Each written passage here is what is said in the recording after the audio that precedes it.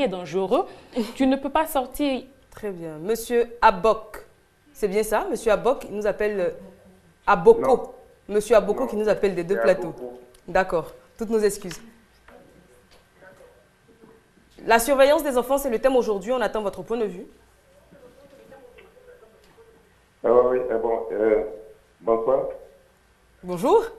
Écoutez, c'est sincère le sujet que vous abordez.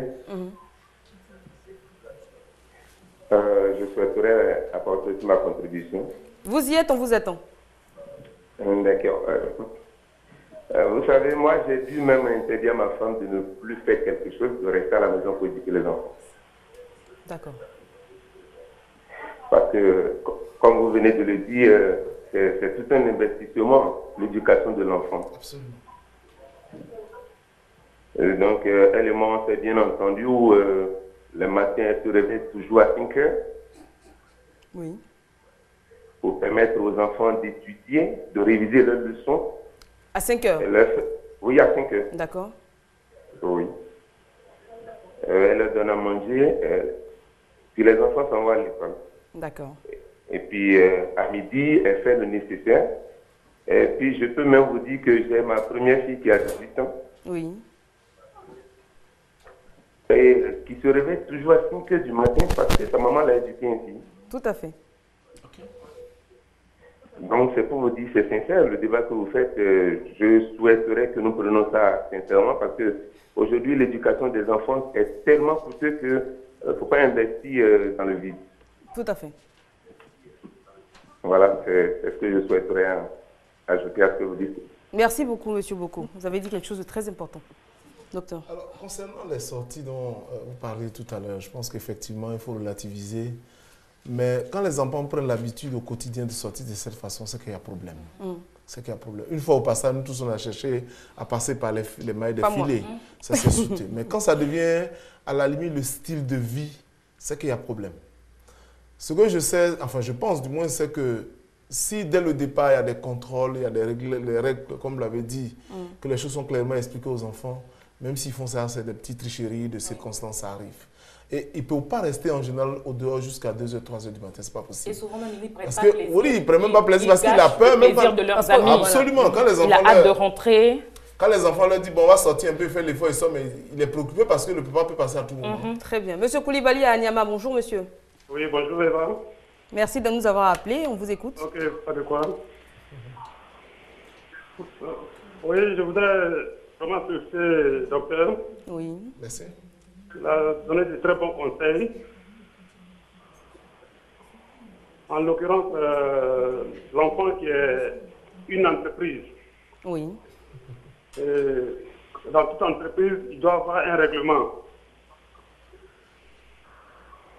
Je veux rappeler que je suis éducateur de formation. D'accord. Et il serait souhaitable que cette émission passe à des heures où les parents sont à l'écoute. Très bien. Oui, parce que surtout en cette rentrée scolaire, ça va nous faire du bien, nous qui sommes du domaine de l'éducation. Très bien. Aujourd'hui, par exemple, la suivance de l'enfant par le portable, je trouve que c'est très difficile. D'accord.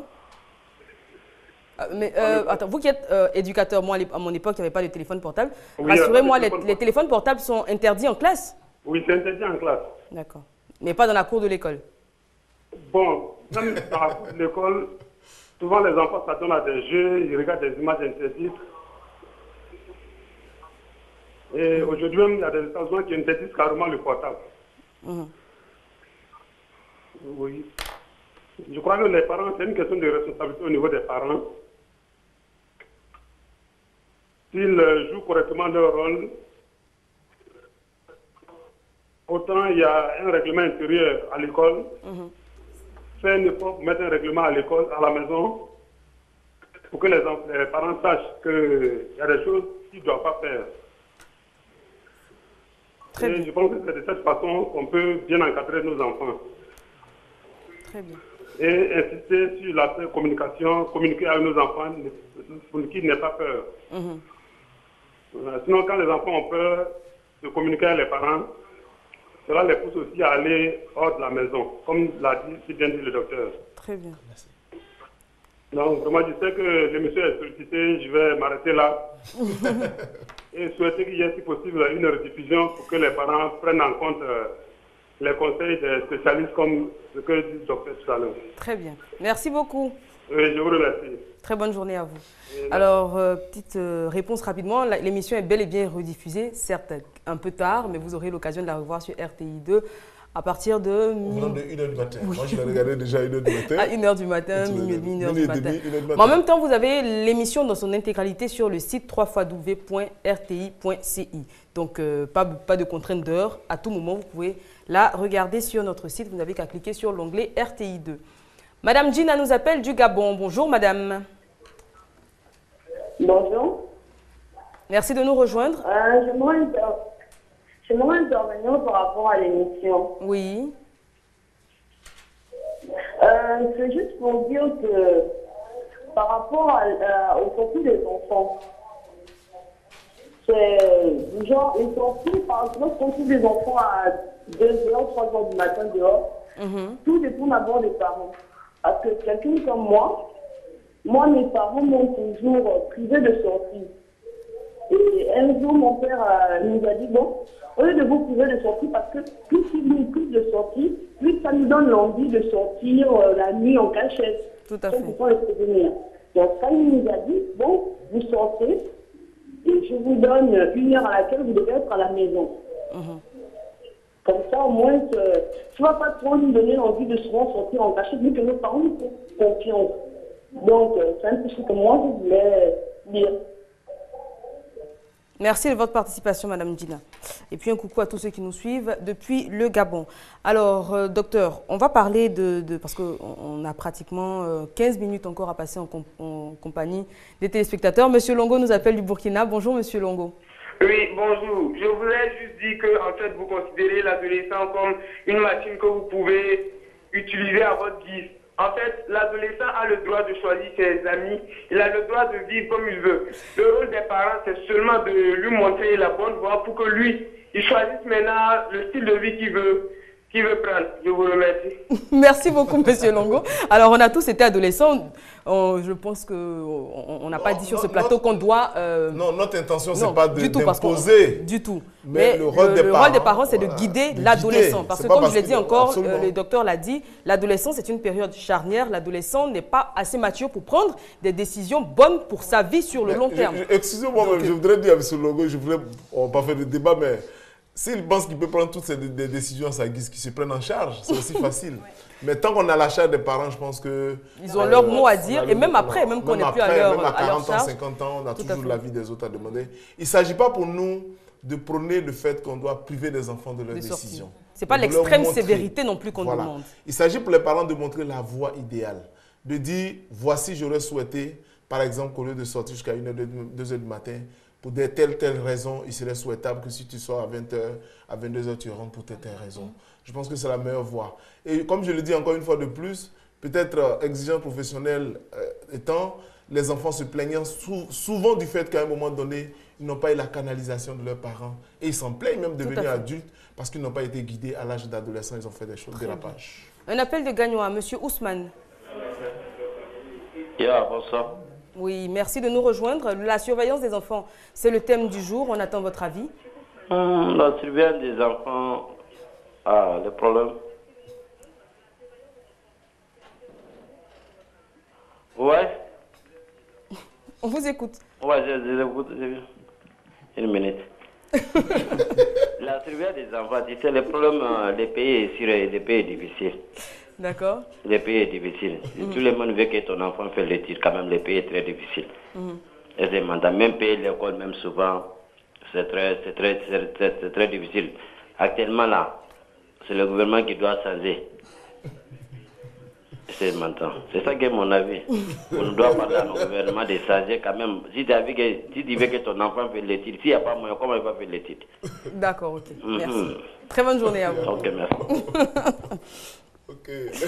Ok, alors on va revenir, je pense qu'on va surseoir quelques temps au coup de fil, histoire de bien entendre le développement du docteur et puis bien évidemment de Miss Kono à propos de l'utilisation des nouvelles techniques d'information et de la communication. Internet aujourd'hui, je pense qu'un foyer sur 5, voire moins, ou plus à un ordinateur et un accès à Internet. Aujourd'hui, tous les enfants ont des téléphones et les compagnies de téléphonie font tellement de facilité, voilà, de facilité pour l'utilisation d'Internet depuis un téléphone portable que certes, quand on a un ordinateur à la maison, on peut mettre un code parental, etc. Mais quand l'enfant a Internet directement sur son téléphone, on a moins d'emprise sur ce qu'il fait, sur ce qu'il regarde. Oui. Moi, vraiment, j'ai un souci avec les nouvelles technologies, donc dans l'éducation des enfants. Peut-être parce que nous, on peut encore dire qu'on est de la vieille école, qu'on n'a pas été, on n'est pas né vraiment dans ça. C'est venu avec nous, mais on n'est pas vraiment né. Nous, en notre temps, ce n'était pas imposé. Nos parents, en tout cas, moi, mon père m'a donné mon premier téléphone, j'avais 18 ans, pour mon bac. Je veux dire, et je pense quand même avoir reçu un bout d'éducation. Maintenant, c'est devenu incontournable aussi. Je veux dire, on ne peut pas vivre sans. Pour surveiller son enfant, comme on a dit, savoir où il est, ce qu'il fait, pour pouvoir l'avoir au téléphone. Allô, oui, Coco, tu fais quoi actuellement? Non, j'ai cours. Pour pouvoir avoir ce genre de choses-là, d'interférence avec son enfant, il est quand même important de pouvoir utiliser ces nouvelles technologies-là. Maintenant, quelle est la limite de ces technologies-là dans l'éducation des enfants? Parce qu'elles ne doivent pas venir surseoir, selon moi, à l'éducation que les parents doivent donner à leurs enfants. Voilà un peu le souci que moi j'ai. Et c'est vrai aussi qu'avec Internet, les enfants peuvent très facilement aller sur un certain nombre de choses que leurs parents leur interdisent et sur lesquelles les parents ne peuvent pas avoir de holà. Sur Internet, à la maison, l'enfant peut toujours trouver un moyen pour dévier. Moi, peut-être que le docteur Brou pourra vraiment nous donner des décisions drastiques par rapport à cela. Parlons toujours d'Internet, c'est également les réseaux sociaux. Les jeunes adolescents sont très actifs sur les réseaux sociaux. Ils ont même carrément une vie parallèle. Parce que certains parents qui se hasardent à checker, comme on dit, les pages Facebook ou voir Twitter de leurs enfants sont surpris de ce que les enfants publient. Donc déjà, les photos qu'ils publient, les commentaires qu'ils publient, leur état d'esprit, etc. On a l'impression que c'est un enfant. Et même leur réseau d'amis aussi. C'est-à-dire les amis, comme on disait tout à l'heure, qui ne peut pas avoir dans la vie commune ici, donc où les parents peuvent dire, ben, je ne peux pas avoir tes amis, il a des druides, mais il a quel âge? 14 ans, qu'est-ce qu'il... Voilà, où le parent essaie de canaliser un peu son enfant, mais sur Internet, l'enfant peut se créer son propre réseau d'amis avec des gens qui sont souvent pas recommandables. Ça passe très souvent du virtuel au réel, parce que ces amis-là, on finit par les rencontrer. On les ramène certes pas à la maison, mais on les connaît et on les fréquente. Oui. Alors, je ne pense pas qu'il y ait des mesures drastiques, comme on dit, Conan. La mesure drastique reste toujours, on l'a dit, on le dira toujours, les échanges et le dialogue. Je pense qu'il faut éviter les interdictions sans justificatif. Quand on demande à un enfant ne sort pas à telle heure, il faut que l'explication vienne. Quand je demande à mon enfant de faire la sieste, par exemple, midi et 2, je lui explique pour que tu puisses bosser, par exemple, le soir. Mais si je lui dis qu'il ne faut pas dormir, ne pas dormir, alors qu'il voit ses enfants en train de jouer, et ses amis en train de jouer, ça va être difficile. Donc, la base de tout ça reste le dialogue. Évidemment, aujourd'hui, l'Internet, comme on le dit, est versé. Dans tous les quartiers, il y a au moins un cybercafé, il y a un peu de tout. Donc, un enfant avec 100 francs peut avoir 30 minutes, 1 heure de navigation, c'est difficile, entraîné par ses amis. Mais tout reste toujours à discuter avec les enfants. Je rappelle qu'il ne s'agit pas de prendre des mesures d'interdiction formelle, il ne s'agit pas d'écrire ceci, mais surtout de justifier les conseils qu'on donne à un enfant. Quand vous dites à un enfant, ne mets pas ton doigt, par exemple, dans le feu, c'est parce que ça va le brûler. Ne mets pas ton doigt quand il y a la porte de la voiture ou bien la porte même de la maison, c'est parce que ça va le blesser. Bon, quelquefois, il s'entête, quand il est brûlé par le feu, il aura compris. Là, toute l'éducation est très claire maintenant. Mais il reste toujours que le gros problème de nous, les parents, c'est surtout les échanges. On a un problème parce que à quel âge il faut expliquer telle chose. Que l'Internet, à la limite, voici ses différents rôles. L'Internet nous permet de rencontrer des gens, mais voici des exemples de rencontres qui ont tourné au drame. Donc, je te demande de ne même pas faire ça. Que l'Internet auquel tu as accès, pour lequel peut-être te donne l'argent, bien j'ai l'abonnement à la maison, c'est de faire des recherches. Et constamment de faire le point à l'enfant. Vous allez voir que si vous êtes très amis à ces enfants, c'est vrai, il y a des cas extrêmes. Quel que soit tout ce que vous allez faire, ça ne marchera pas. Comme Dieu fait à nous d'ailleurs, il est passé avec nous. On nous prêche toujours l'évangile, mais bon, il y en a... Ou bien on nous prêche en fonction de la religion, ce qui est bien, mais malgré ça, chacun fait ce qu'il veut. Donc nous, notre rôle en tant que parents, parce que je suis parent aussi, c'est de continuer toujours, sans nous fatiguer, à donner des conseils, à échanger avec nos enfants. c'est sûr qu'à un moment donné, même si l'enfant a commencé à dévier, s'il va corriger sa tête, il peut revenir très vite. Parce qu'il va se rappeler qu'à un moment donné, papa m'a dit ça, maman m'a dit ça, donc il peut revenir. Donc, il faut encore, docteur, je pense que vous allez confirmer, je pense qu'il faut rappeler encore aux parents que l'enfant a besoin d'amis. Il ne s'agit pas ici de le couper de toute relation extérieure à la famille. Il a besoin d'amis, il a besoin de temps de loisirs autres qu'à la maison. Absolument. Donc, il s'agit juste d'encadrer tout ceci pour que ça se passe bien. Interdit à un enfant d'avoir des amis, c'est de lui priver son plaisir de vivre. Interdit à un enfant d'avoir des moments de loisirs, c'est de lui priver une partie de sa vie. Et bien évidemment, avec le temps, on risque de devenir des ennemis jurés de cet enfant. Il ne s'agit pas de cela. Il s'agit d'accompagnement. Il s'agit d'encadrement. C'est-à-dire, l'enfant veut faire des jeux, je l'encadre dans le choix de son jeu, qui va lui faire plaisir et qui ne va pas exposer sa vie. Dans le choix de ses amis. Sans amis, on ne peut pas se développer. Je crois qu'on l'a dit déjà dans ce même studio. Ce n'est pas possible. On ne peut pas évoluer sans amis. On a besoin des amis pour nous épanouir. On a besoin des amis pour nous développer de façon harmonieuse. Mais c'est dans le choix, la qualité du choix, que les parents soucieux de leur investissement, de cette affaire d'enfant-là, vont avoir un regard pour essayer de canaliser. Donc, il ne s'agit pas d'interdire aux enfants de jouer. Il ne s'agit pas d'interdire aux enfants d'avoir des amis. Très bien. Enfin, alors, on va finir avec certaines... On parlait d'Internet, donc des nouvelles technologies. Et ces nouvelles technologies-là nous aident à la fois à surveiller les enfants. Vous me direz ce que vous en pensez. Il y a des webcams, par exemple, qui sont vendues, qu'on installe un peu partout dans la maison et on peut voir les images sur son téléphone portable. Donc, pendant que vous êtes à l'extérieur, après, ça, c'est un peu faire, je sais pas moi, la police, un peu, je pense que c'est un peu extrême. Ça, dans le cas où on a de tout jeunes enfants et qu'on a une nounou, par exemple, une nouvelle nounou en qui on n'a pas entièrement confiance, c'est bon d'avoir un œil sur ce que les enfants sont en train de faire. Oui. Mais après, et encore là, bon, de ce que moi j'ai appris, la loi demande que la nounou soit informée qu'il y a des caméras, donc on ne la piège pas. Mais bon, quand la dame, elle sait qu'il y a des caméras, je veux dire, elle fait la part.